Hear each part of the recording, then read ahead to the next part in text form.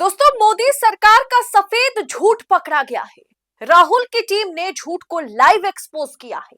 कांग्रेस पर बेवजह ठीकरा फोड़ना बीजेपी को उल्टा पड़ गया है। बताऊंगी क्या है पूरी खबर, तो आखिर तक वीडियो में बने रहिएगा। नमस्कार, मैं हूं आपके साथ अदिति और आप 4 PM न्यूज नेटवर्क देख रहे हैं।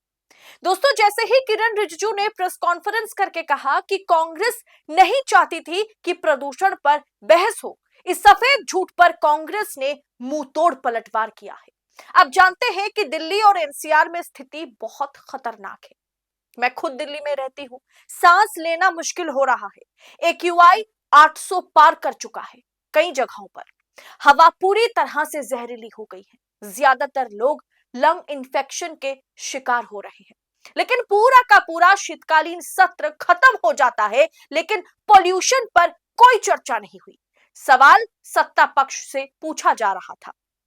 अब ऐसे में अचानक से किरण रिजिजू आज एक विस्फोटक जानकारी साझा करते हैं। उन्होंने प्रेस कॉन्फ्रेंस करते हुए एक ऐसी जानकारी दी जिससे हर कोई दंग रह गया, जिससे इतना बवाल मचा कि कांग्रेस को सामने आकर के प्रेस कॉन्फ्रेंस करके जवाब देना पड़ा। संसद का विंटर सेशन खत्म हो चुका है। सरकार का कहना है कि विंटर सेशन बहुत ही उपयोगी रहा, शानदार रहा। इस बीच प्रदूषण पर चर्चा नहीं हुई। इस सवाल को लेकर के जब कांग्रेस और भारतीय जनता पार्टी दोनों से सवाल पूछा जा रहा था, जब बीजेपी से सवाल पूछा गया तो किरण रिजिजू ने कांग्रेस पर ठीकरा फोड़ना शुरू कर दिया।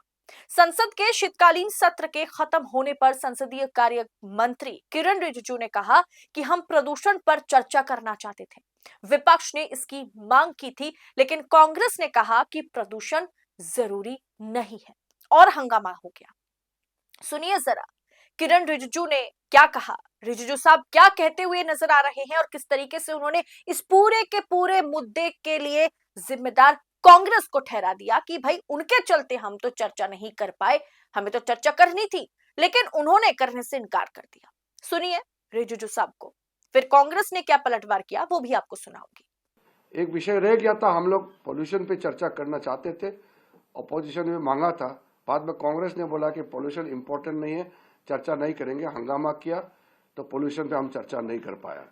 ये थोड़ा सा मलाल रह गया, लेकिन विंटर सेशन पार्लियामेंट का आउटकम, इसका टोटल नेट रिजल्ट से हम बहुत खुश हैं। हम लोग ने फिर लिस्ट किया कि सारा लिस्टेड बिजनेस पारित होने के बाद पोल्यूशन पे चर्चा करना है, क्योंकि कोई राजनीतिक मुद्दा नहीं है, पोल्यूशन सब मिलकर के समाधान निकालना है।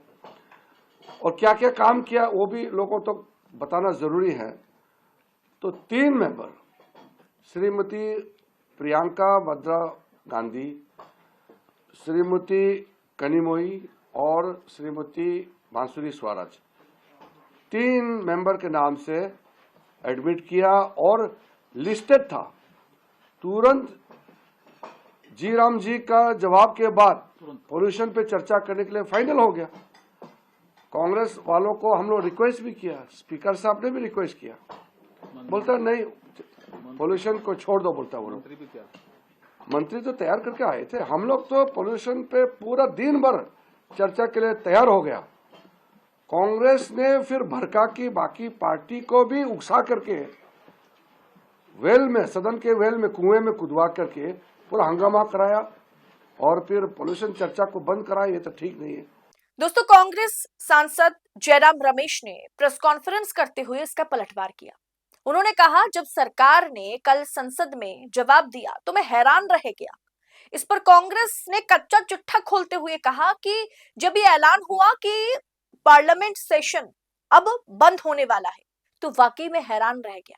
लोकसभा को पहले भंग किया गया, यानी लोकसभा सेशन को एडजॉर्न किया गया और उसके दूसरे ही दिन राज्यसभा भी अनिर्दिष्ट काल के लिए एडजॉर्न कहा जाएगा।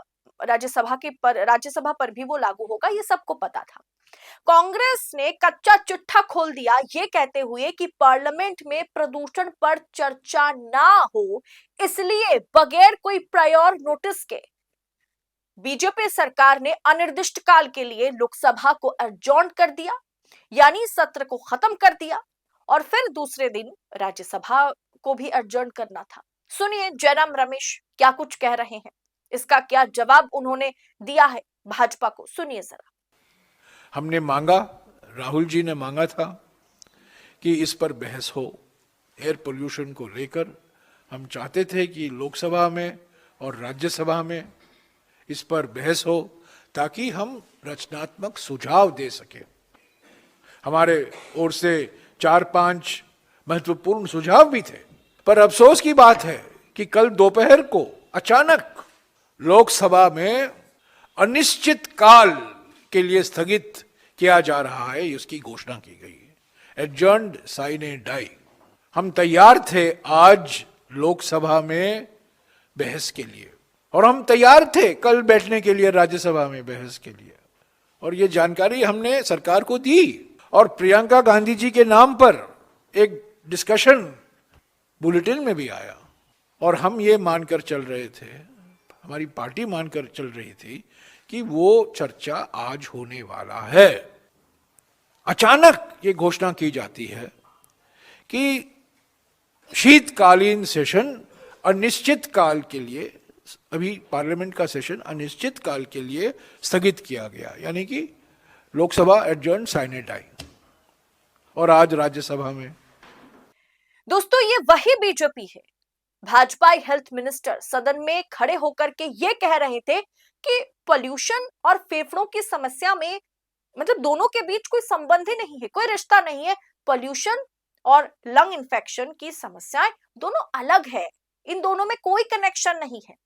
ये बात खुद हेल्थ मिनिस्टर कहते हुए नजर आ रहे थे। भाजपा यही बयानबाजी करती हुई नजर आ रही थी, और आज जब आम पब्लिक भी AQI देख करके ये सवाल पूछने लगी सरकार से, तो सरकार कहने लगी क्या कि नहीं नहीं, हम तो करना चाहते थे, बस कांग्रेस ही मनरेगा मनरेगा मनरेगा के पीछे कांग्रेस भागती रही, इन्हें मनरेगा पर चर्चा करना था, विरोध करना था, इसलिए हम पोल्यूशन पर चर्चा नहीं कर पाए। अरे जनाब, आपने अचानक से एडजॉर्न क्यों कर दिया? आपने अचानक से अनिर्दिष्टकाल के लिए लोकसभा और राज्यसभा को स्थगित क्यों कर दिया बिना प्रायर नोटिस के, जबकि पहले से पता हो जाता है, पहले से एक बुलेटिन जारी करके कह दिया जाता है कि इस दिन इस तारीख को आखिरी सेशन है पार्लियामेंट का। लेकिन इस बार वैसा नहीं किया गया, सीधा एडजॉर्न कर दिया गया। क्या इसके पीछे की मंशा यही थी कि हम अब प्रदूषण के मुद्दे पर चर्चा ना करें? मनरेगा को बदल करके जी राम जी पास करवा करके सरकार ने हाथ खड़े कर दिए और पतली गली से सरकार निकल ली। फिलहाल दोस्तों कांग्रेस ने तो साफ कर दिया है, जो भाजपा कह रही है ये सरासर झूठ है, और ये झूठ, इस सफेद झूठ को कांग्रेस ने लाइव प्रेस कॉन्फ्रेंस में एक्सपोज किया है। अब दोनों खबर, दोनों वीडियोस, दोनों के बयान आपके सामने मैंने रख दिया है। अब आप खुद विचार करें कि आप किसके बयान पर ज्यादा यकीन करेंगे। कमेंट बॉक्स में बताइएगा कि इन दोनों बयानों पर आपकी राय क्या है, कमेंट बॉक्स में बताइए। और ऐसी तमाम खबरों को यूं ही पड़ताल के साथ पाने के लिए, एनालिसिस के साथ पाने के लिए 4 PM न्यूज नेटवर्क के साथ बने रहे। इस रिपोर्ट में इतना ही, जल्द होगी आपसे मुलाकात। बहुत बहुत शुक्रिया आप सभी का। जय हिंद, जय भारत।